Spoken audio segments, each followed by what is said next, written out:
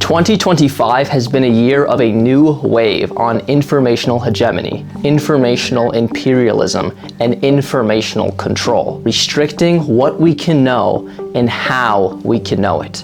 It's a direct assault on intellectual sovereignty. Let's just look at the timeline. In January, the Trump administration signed an executive order to supposedly restore freedom of speech by banning federal censorship. What it really did was give the state more leverage to investigate and selectively punish media and tech platforms. At the same time, thousands of government web pages and datasets on health, environment, and equity were all deleted. Knowledge erased, as if it never existed. By March, the administration targeted the U.S. Agency for Global Media, dismantling it and laying off most of its staff. That agency ran Voice of America and other outlets meant to present competing narratives on the global stage. And now they're gutted. In May, another executive order cut off federal funding to public broadcasting altogether. That means PBS and NPR, pillars of public interest journalism, are all being dismantled. By July, PBS announced budget slashes, layoffs, and station closures. And now, PBS will officially shut down in 2026. This is the collapse of public media in real time. But this is bigger than PBS, bigger than the United States.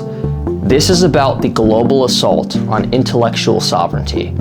Because the United States empire isn't just controlling its citizens, it's setting the template for how information gets validated worldwide. Think about it. Who decides what counts as credible? Not lived knowledge, not community expertise, not indigenous histories. Credibility has been weaponized.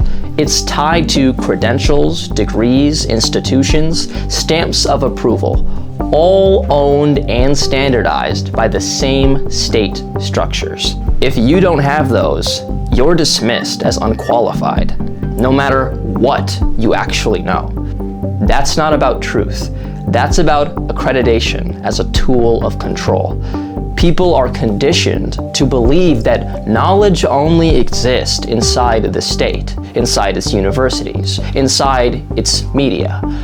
And that is intellectual colonization. So let's break this down even further. What even is media? Media is simply the scale of experience, the ability to take an experience, something you lived, and replicate it through millions, through the text, audio, and video formats. In theory, that sounds pretty powerful, but in practice, it means whoever owns the pipeline of distribution controls experience itself. If media is how we scale experience, then whoever controls media controls what people experience, what they feel in their nervous system, what they believe about the world. And in 2025, that control is concentrated almost entirely in the US empire, from the infrastructure servers, cloud storage, payment processors, to platforms. The whole digital ecosystem is theirs. So what does this mean? It means that everything you consume, every headline, every broadcast, every social clip, is a curated experience designed to keep you complicit, designed to make sure you never truly self-govern. That's why the attack on PBS matters. That's why data deletions matter, because this is not just about one network or one data set. This is about whether we as people can reclaim narrative sovereignty. If intellectual sovereignty is our only method of rebellion, then we have to build infrastructure outside the empire. That means independent data centers, independent coding, independent platforms, independent search engines, independent everything. Because if our experiences are only mediated through their channels, then our very sense of reality is theirs to script. I'm Joshua, and this is The Journey Back.